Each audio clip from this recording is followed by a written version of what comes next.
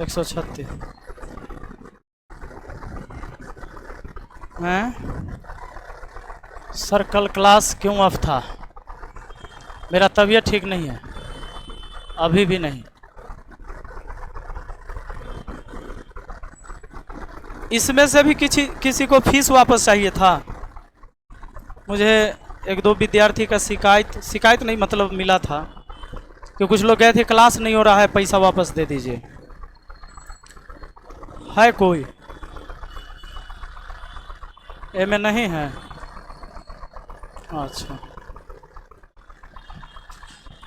अच्छा होगा भी तो सोच लो कि पैसा ले हम पढ़ेबे नहीं करते, पैसा हम बहुत कमैले।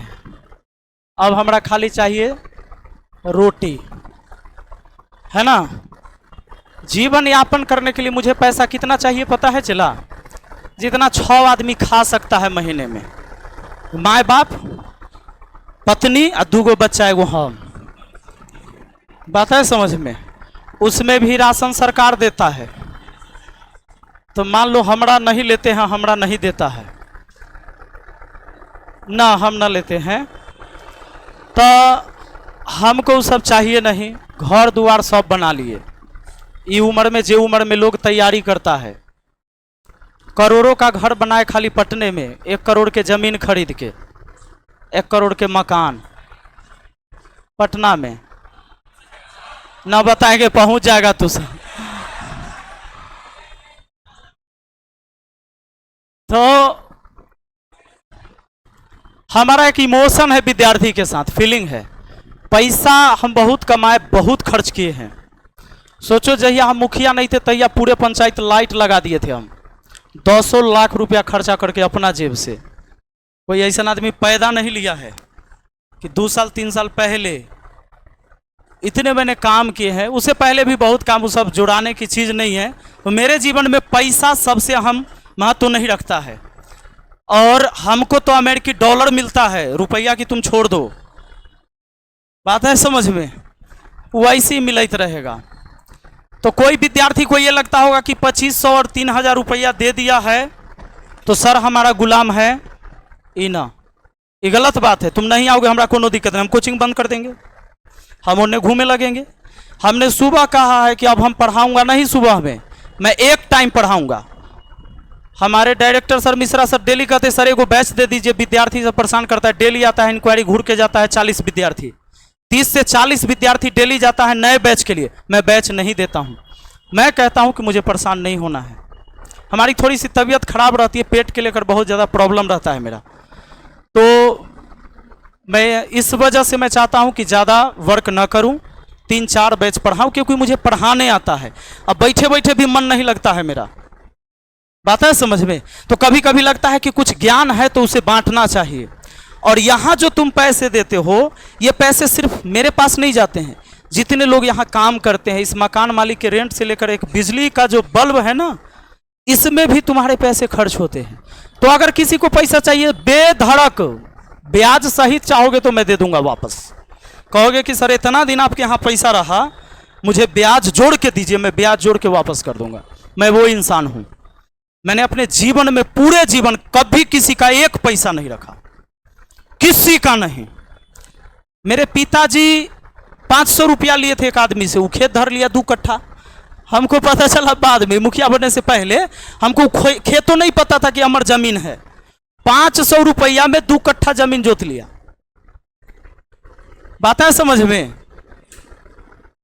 तो एक दिन हम अपने पिताजी को, चूंकि भाई गरीबी ऐसी थी हमारे परिवार की, हमने पिताजी से एक बार कहा कि सारा हिसाब बैठाइए आप कि केकरा केकरा से आप कर्जा लिए हुए थे अपने जीवन काल में, और किस किस को आपने जमीन दे रखा था, सब वापस चाहिए। आप हिसाब बना लीजिए कितना पैसा चाहिए आपको। पिताजी हमको लिस्ट बना के 4-5 दिन में दिए। मैंने उनको पैसा दिया, जितना उन्होंने डिमांड किया उससे 50,000 ज़्यादा। हो सकता है कुछ भूलल होंगे, आप पूरा हिसाब करके क्लियर करिए। सारा हिसाब कर दिए और तब पता चला एक आदमी जमीन जोत लिया। हमरा चढ़ गया गुस्सा। पहुंच गए, वो धान लगैले था ट्रैक्टर से, पूरा धान कहे कि जोत दे। अब पहुंच गए हम अपने, आया वो भी जो हम धान रोपले हैं, आप काहे जोतवाए हम कि खेत हमर, तू हमरा से पूछा था। जब छोड़वा दिए तो खेत काहे नहीं पहचानेंगे? जब हमारे पिताजी, पूरा सुनो पहले बात, ध्यान पूरा रखो, जब पिताजी ने सारा फरिया दिया तो काहे नहीं खेत पहचानेंगे? तो खेत फरियाता है बैसाख महीना, है कि नहीं? आ धान बोआता है ओकरे 1 से 1.5 महीना बाद, है ना?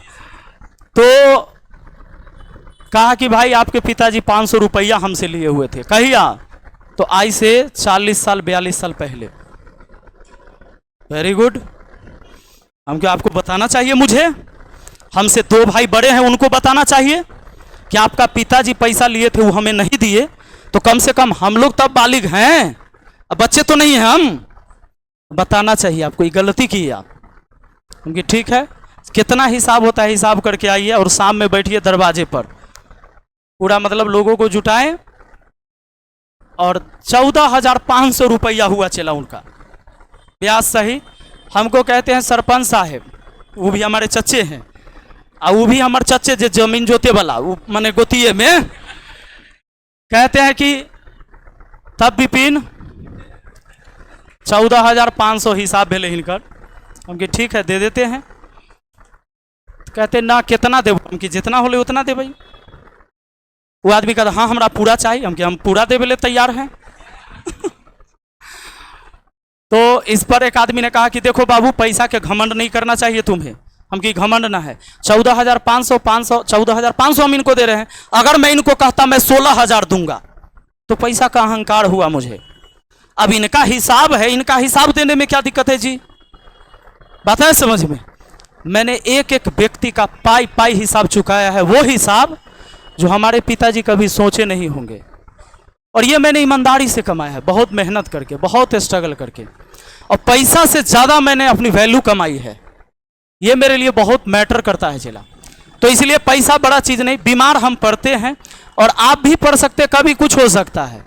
हमारा देखने से चेहरा आपको लग रहा होगा कि हमारी सेहत उतनी ठीक नहीं है, तो कभी आप कुछ भी हो सकता है। और सब कुछ तू ही नहीं है मेरा, सुन लो ये सच्चाई बात। मेरी माँ, मेरे पिताजी ही सब कुछ मेरे नहीं है। मैं हूं तब ये पूरी दुनिया मेरे लिए है, मैं नहीं तो मेरे लिए कोई नहीं।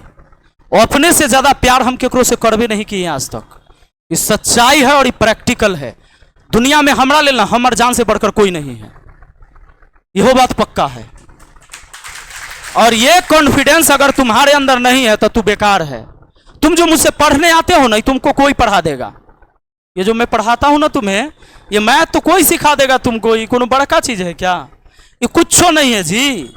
ये किताब में 200 रुपया के किताब खरीदोगे, वो में लिखल है वो सब बात जो हम आपको पढ़ाते हैं। लेकिन हम वो पढ़ाते हैं जिसके लिए हम फीस नहीं लिए हैं, और वही पढ़ाई तुम्हारे अपने जीवन में सफल बनाएगा। ये एगो सच्चाई बात है, जान लो। नौकरी हो जाने से तुमको क्या लगता है? कुछ बच्चे आके कहते हैं सर सिलेबस पूरा नहीं होगा जल्दी। कहा है सिलेबस पूरा होगा जल्दी? सिलेबस हम पूरा करे भी नहीं करते हैं। हम गणित सिखाते हैं। मेरा ये मकसद ही नहीं रहता है कि हमारा 6 महीना में पढ़ा देना है कि 5 महीना में। सिलेबस पूरा कराना हो तो 1 दिन में 1 चैप्टर भी खत्म हो सकता है, लेकिन खाली हमारा तरफ से खत्म होगा, तुम्हारे तरफ से कुछ होना जाना नहीं है। जैसा तुम पहले था वैसा ही तुम बाद में भी रहोगे, और उससे तुम्हारे जीवन में कोई फर्क नहीं पड़ने वाला। तो सिलेबस के पीछे कभी मत भागना, नॉलेज के लिए भागो कि हमें कुछ ज्ञान अर्जित हो। और जब तुझे ज्ञान अर्जित होगा ना, तो तुझे सच में पता चलेगा कि तुमने पढ़ाई किया। और सच में जिस दिन तुम्हें पढ़ने की टेक्निक पता हो जाएगा, लर्निंग टेक्निक तुम्हारे पास हो जाएगा, तो तुम्हें कोई 10 बात सिखाएगा ना, तो 10 बात तू अपने से सीख जाओगे। और तुम्हें सिलेबस पूरा कराने वाला अगर टीचर पढ़ाएगा तो 25 बात तुमको पढ़ा देगा, लेकिन 5 बात भी तुम्हारे दिमाग में नहीं अटकेगा। वो तुम्हारे लिए घातक है। ज्ञान का मतलब होता है कि आपको आना चाहिए, और बस हम इतने में विश्वास रखते हैं। और ऐसा नहीं है, हम पढ़ाई भी करते थे तो यही विश्वास रखते थे, और जो पढ़ा रहे हैं तब भी यही विश्वास रख रहे हैं। और जिस उम्र में बच्चा पढ़ने जाता था उस उम्र से हम पढ़ाते 2012 से 11 से 12 में तो हमारी शादी भी हो गई थी। 2011 से जोड़ ले बाबू, कै साल? 2023 चल रहा है ना। 12 साल हम पढ़ा चुके हैं, 12 साल पढ़ा चुके हैं हम। जिस समय रिटायर हो जाता है आदमी पढ़ाई नहीं, आ जाइए आज।